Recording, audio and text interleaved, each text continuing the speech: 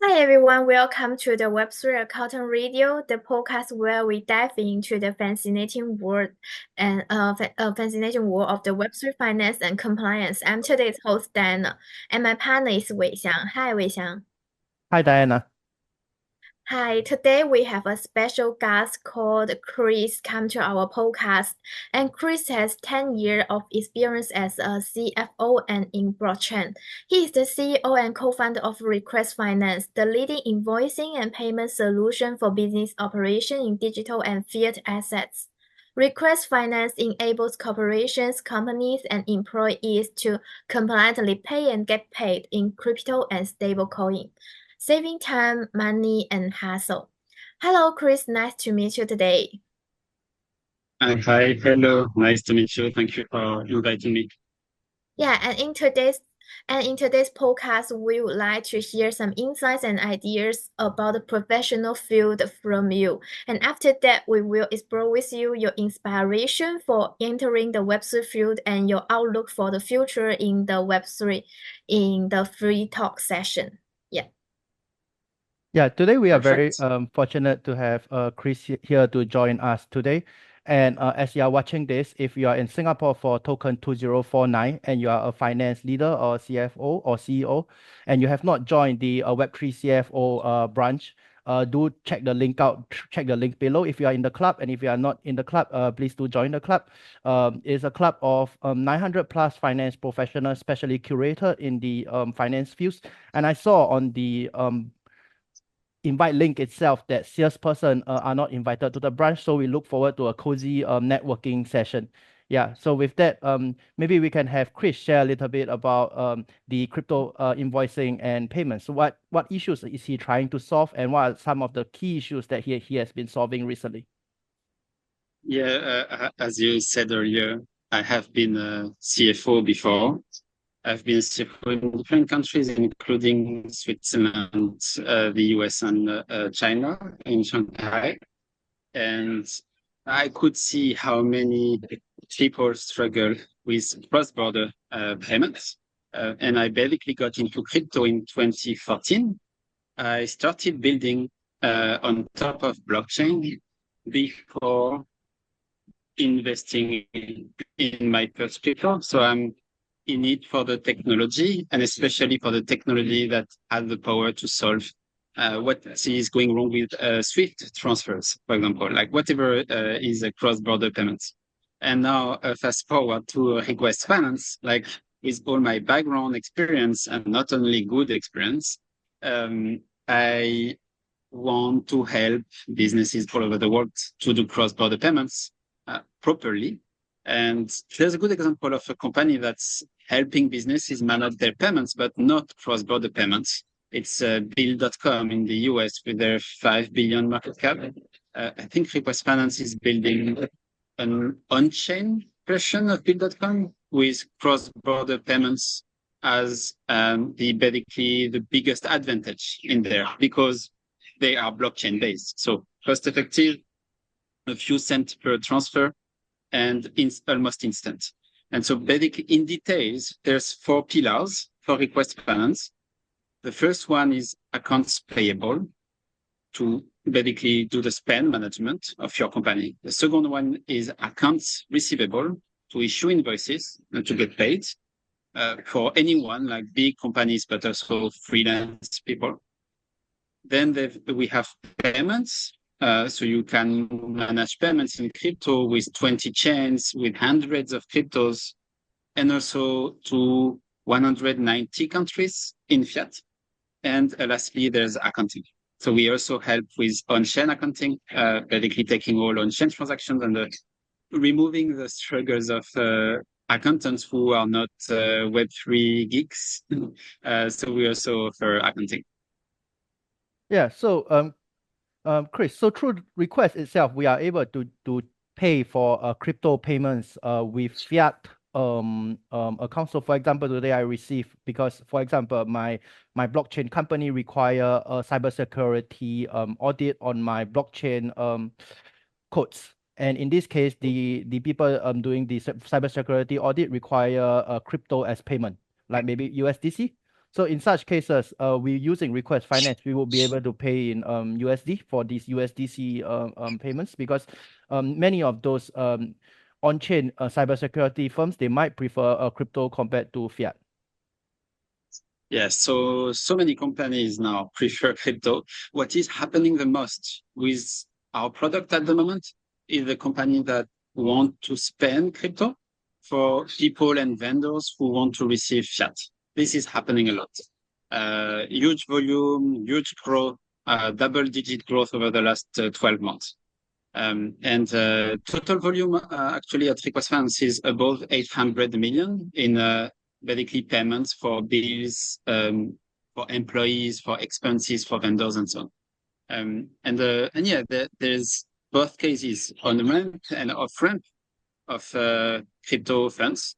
It's very promising because there's been huge struggles to do that before, and now we've got interesting solutions. Yeah, nice. So if it's possible to share a little, which country or region are you seeing the most kind of activity for request itself? Because I know that you guys are international company. Yeah. Yeah, Singapore, United States, UK, and Europe. Those are basically the big places. But we've got clients in more than 50 different countries on all continents. So basically, almost all countries are welcome as long as they use the product properly. I need to emphasize the fact that using request finance means that you are usually a CFO or an accountant and you want to have clean and compliant data. And as long as you want that, then we likely are the best fits out there. Yes, yeah, because I think the key issue is that if with a bank itself in a traditional, we could do payments or receive funds via fiat easily and open a bank account. But there are many banks out there who, once you mention you're in the blockchain world, then I'm sorry, you are not getting a bank account. But with request finance, you are able to do such processing, and it might solve the initial hurdles where your company might face, where you need to pay certain suppliers. So I think this is something very important. It's no news that banks are slowing down innovation in payments. It's basically it started when the fintech wave started to take place at the end of the 2000s, and then in 2010 and 2011, basically there's interesting stories where companies like Wise, for example, did not manage to open a bank account anywhere. I know of a very special to me a bank in Netherlands, for example, that refused to open them an account strategically, like despite the potential of business, because strategically they don't have a bank account, they cannot do their operation. Therefore, the bank still can keep doing those high margins, low value business model. And now what's happening is fintechs are okay at the moment, but whatever you're doing in crypto, it's usually not okay. Like there's often struggles. I think it's unfair, but at the same time, it's easy to understand. They want to preserve their business. And for the businesses who want to do stuff in crypto, they have the right to do that stuff compliantly, and we are helping them do that. Yeah, and I think many a times it might be just your salaried workers, your bookkeepers, your software engineers, and it is not a case where like something we both agree so far is the compliant. We don't deal with sanctioned countries. We don't do the non-compliant stuff, and that is where a request actually fits the gap where banks were previously not willing to fill. But with companies like yours around, they are getting more and more open to the idea, and we see institutional adoption and more banks slowly coming aboard, especially this year. Yeah, it's happening a lot with a few neobanks starting to be more open with crypto and even with crypto transactions potentially. So there's a very interesting thing that are being built. But I must admit that whatever is going to happen in November in the US will probably have a huge impact on worldwide adoption, whether we are going to get mainstream adoption faster or at the same pace as today. Are you referring to the election? Yes, I am. Oh, okay. I think it is obvious that if the Democrat Party stays in power, the growth will remain at a decent rate like it is today. And if another party gets the power, then this might become faster. Yes, thanks for sharing this. Trump made a very good speech at the recent Bitcoin conference, and he's pushing a lot of trying to get the votes of a lot of Bitcoin players, and I think he has successfully got your vote if you're a US citizen. I am not. You know? But yeah, I I think don't have to. people Yeah. are looking towards that side. So maybe the other thing that we can learn from you today, other than for crypto invoicing, where we share about what requests can do. The other one is the Web3 Finance Club, previously known as the Web3 CFO Club. Would you be able to share a little from the starting itself to where it is today? Yeah. Yeah, it's an interesting story because in 2018, I felt quite lonely doing finance in a crypto company and trying to do it right. I must admit that in 2014, I felt quite lonely doing the crypto finance of a company and did not find a way to do them right. And so basically my understanding of how things are evolving is that, wow, there's going to be so many legit and compliant companies that need to touch crypto. How can we help? How can I help myself to do things properly? And I actually started to meet people who were in finance jobs in crypto companies in 2020. And that's when we launched Request Funds. What is interesting there is that they also felt lonely. They also lacked resources. They also lacked proper tooling. They also faced struggles with banks. They face it's a struggle, and more than that, it's like a lot of anxiousness, right? I think we are solving this. So on the emotional level, we are solving this feeling of being afraid of what we are doing when we want to do things compliantly, and it's challenging. We are basically creating resources and the safest ones. We are teaching, educating, and basically people are helping each other. It's a group that started as a Telegram group with just a few CFOs of CFOs at Aave, the Sandbox, a few companies. They started with just like 15 or 20 members, they started to have so much engagement that we thought, okay, perhaps we need to organize things better. At the time, Telegram was not great to organize things better. Anyway, we moved to Slack and online forum. And those are quite active. I think we've got one of the most active finance community, community of finance people, mostly corporate finance, with close to 30% in engagement rate, while the benchmark is 12%.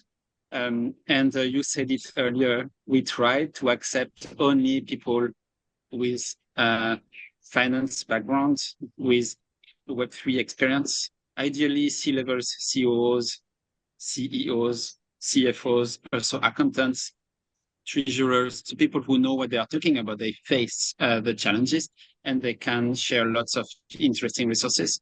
And that's why we do now an onboarding call with everyone, very close, very, very short call, to verify that they are humans.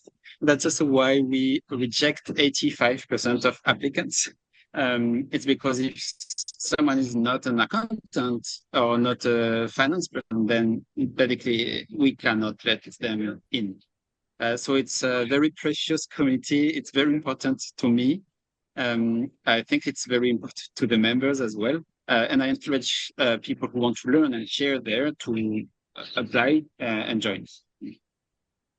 Thank you. May Thank I you. know the vision or the mission of this club and whether it's keep the same during the club's development? The club's goal, the club's vision is mainstream Web3 adoption. And how it is taking place is So there's many ways to make Web3 mainstream adoption happen. One of them is individually, another one is via businesses. I bet on the businesses to make it happen. I think if all companies in the world decide to adopt Web3, then we have this transition tomorrow morning. And basically, that's what the club is for. It's C-levels, people with real jobs at companies in accounting, in treasury, in finance, who are making sure that we get proper tooling, proper compliance, proper regulations, and basically making sure that we can adopt more of this great technology. Now we have close to 1,000 members. It's funny because over the last 4 years, there's been maybe 5 or 6 times when we thought, shit, it is a fail. We're never gonna make it grow. We're never gonna make it be a good community. And it would be tempting to have more people, to have like 10,000 people tomorrow and accept everyone, but that would kill the community. So we remain very, very strict. It's cool because we have a good engagement. We try to bring specialists as well, so people like Xiang, people who can bring their knowledge. It's super important. Yeah, thank you. So like nowadays when I speak to relevant Web3 finance professionals like yourself previously when you were a CFO, you were alone in a club, because they will reach out to me also to talk about this, and I would say, get into the club, you can look for services over there. And the other one is, I tell all of them, because I've seen some of your members do it and it looks very nice, is they would say, I am a chartered accountant or ACCA, and at the same time I'm also a Web3 finance member. So I'm telling those people, if you are looking for your next job hop and you want to, in a very one sentence way, say you have been in this industry, Web3 finance member is a easy way to tell people that. Yeah, it's an easy way to learn and get a job. There's lots of exclusive job offers just for the club. This is true. Yeah, and very, very interesting ones. Yeah. So okay. So before we go into the free talk session, just to ask one more thing. So request, you all have done the AP, the AR, and I mean after that you have been doing accounting, helping with the back office to understand that after APAR you are doing accounting. So what is next for request? So in the next 6 months or 1 year for request itself, what can we look out for? Any new features or? So there's lots of improvements that we are launching. Our team is fabulous and launching lots of new ways for higher safety, for example. So we recently got insurance. So that makes transactions in Web3 with request finance safer than any other transactions out there. Like, it is safer than doing a transaction via Safe or via Ledger Wallet, because it's a transaction that you should do together with request finance and Safe and a Ledger Wallet and an insurance.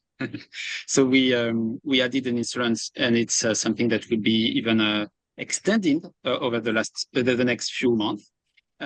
There's something that is also very, very promising that we are working on. It's corporate credit cards. Of course, this is a big need. Interestingly, this is also a challenge. There's a few solutions, like local solutions. Nothing great yet. We're trying to build something great. This will be for next year. And other than that, I think we have a product that is ready to scale. So our mission, so the request finance mission, the same as the club mission actually, is Web3 mainstream adoption. And our mission is to make it happen even more. That's why we are so proud when we onboard Web2 companies, like companies that have nothing to do with crypto. We onboard them for their crypto operations. For their basically not crypto operation, they now do crypto operation, but we onboard them for their cross-border payments, and that is something that we want to do more. And doing this means that the product is being more and more professional. So we have enhanced compliance, enhanced security. We are improving approval workflows. They are blockchain based. So basically you have the approver, it's encrypted, and it's on the blockchain. You have, if the bill is being rejected, it's also encrypted and on the blockchain. And so the invoices are immutable. So it's the best version of what you have as what we call today e-invoicing. It's basically like e-invoicing, on but chain itself. better because it's on chain and immutable. Yeah. Nice. For the insurance, it requires paying for it? Is the client paying for it? Request is paying for it. We are doing everything that we can to make things safe for the clients, and we cover the cost of the insurance. Yes. Wow, there is something very new, but there is something that to shows that the company is all for safety and for customers' assurance to know that if you do things properly, there is a higher chance that your funds will be safer. Yeah. Yes. We also have partnerships with courses. We also share a lot of security tips, where basically, I can talk about the results, but our goal is really to make things safe and safer. I'm aware that we need to reach 100% safety, and it's almost impossible even with the bank. But we already reached that kind of level because there's been stuff going on like FTX, like UST. Those things did not affect members of the club, as far as I know. I've never heard of any member of the club who have been affected by FTX or UST. And there's two reasons.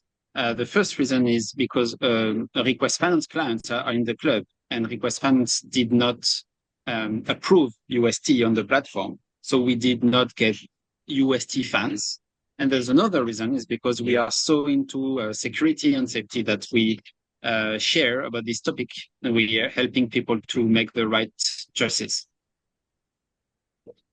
Sounds good. So, when you network with people in the club, you do have first-hand information of some of the safety, compliance, and finance issues that is happening behind the scene that we don't see publicly, even though certain new payment channels or certain new coins might be more popular nowadays. As finance personnel, we are usually more conservative and not too risk-taking. Yeah. It's very important, and it's very important to do your own research. Yeah, their own due diligence. Especially when it is not your funds. It's your funds, like your problem, right? Yeah. But if it's your company's fund, it's like your problem, your career is at stake as well. Yeah. Yeah, thank you for sharing. I think the happy time flew very quickly. So maybe can we move to the free talk session? Yeah, and in this session, I have a lot of questions that about your inspiration for entering the Web3 field and your outlook for the future. The first question is, why did you decide to enter the Web3 space? Yeah, I entered the Web3 space before it was called Web3. That was in 2014. And in 2014, I did it because as an international CFO, I had experience with transfers in between Switzerland, China, Middle East, Japan, Singapore, like many different countries. And it surprised me how inefficient treasury and especially cross-border transfers can be, even for companies. So when I arrived in the international group where I was at, I would never have imagined how big how many struggles there is in doing a cross-border transfer for business. I thought there were solutions, right? I imagine, yes, for an individual, it's like maybe it's 1%, it takes 7 days, but for a business, it's likely much more efficient. No, it is not. And even today, it's still not. A good solution is crypto. It's basically crypto is going to replace SWIFT and all other cross-border solutions. I think there's no more doubt. Swift is even getting ready with blockchain technology, trying to. Now we just want to make the transition happen, and faster is better. And so, as I said, and to sum it up, the reason why I entered in Web3 is for the technology, especially for cross-border payments. Yeah, and as you mentioned, and you entered this space in the 2014, and now it's the 2024. So in this nearly 10 years, and I think you created a very professional fan club for the CFOs, and you have set up a new solution for the payment. And can you share one key experience or lesson that you have learned in the Web3 journey? And maybe this experience and lesson will be very valuable for the other finance professionals. Yeah, there is one that struck me out, and that is incredible. It's when you know about blockchain and crypto, you think that the CFOs in Web3 will want decentralization, and will want privacy, and will want like all the things that feel important to you. But actually, no. I was surprised, and it's a very important lesson. At first, all they want is to solve their short-term problem.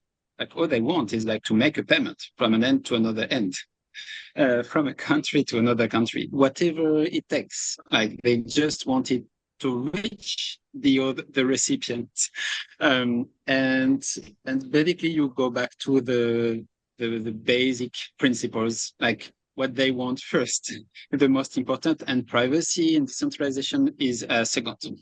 I think with request funds, what we are proving is that CFOs want decentralization, but not per se. It's the what is very important.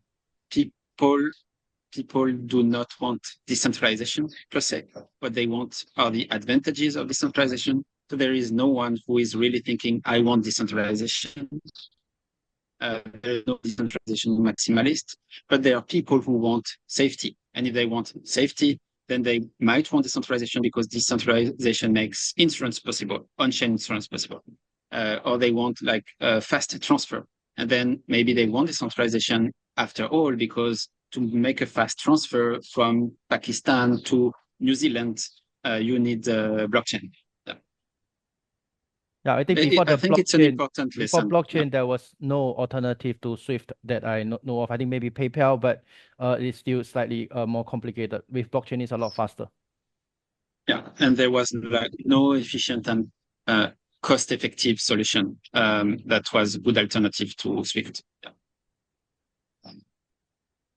Yeah, and this solution, I think, raised the speed for the payment from the crypto to the fiat and the fiat to crypto. So what are you looking forward to in the Web3 finance and compliance area?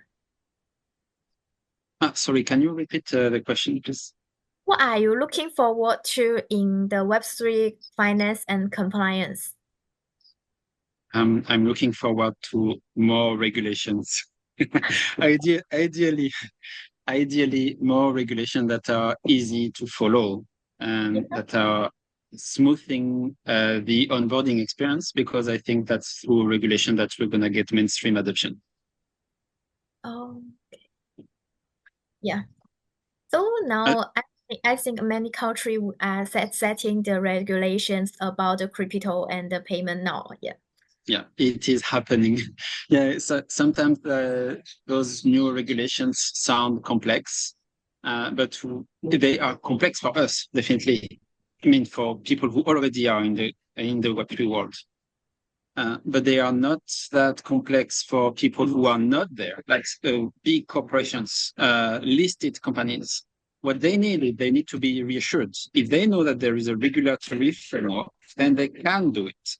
If they don't feel like there is a clear regulatory framework, they won't do it. So yeah, it's important. I think it's something that we all hate, but it is important. For mass adoption. Yeah. No. Yeah. definitely. Yeah, thank you so much for sharing your insight and experience for us today. And to our listeners, thank you for tuning in to the Web3 Accountant Radio. And if you enjoyed the radio, please subscribe and leave a review. So, do you have anything else to our listeners, Chris and Wei Xiang? No, thank you. Okay. All good, but yeah, just in case, you can reach me out on LinkedIn or Twitter. Yep. Easy to find. We'll put it in the description as well. Perfect. Thank you. Thank you.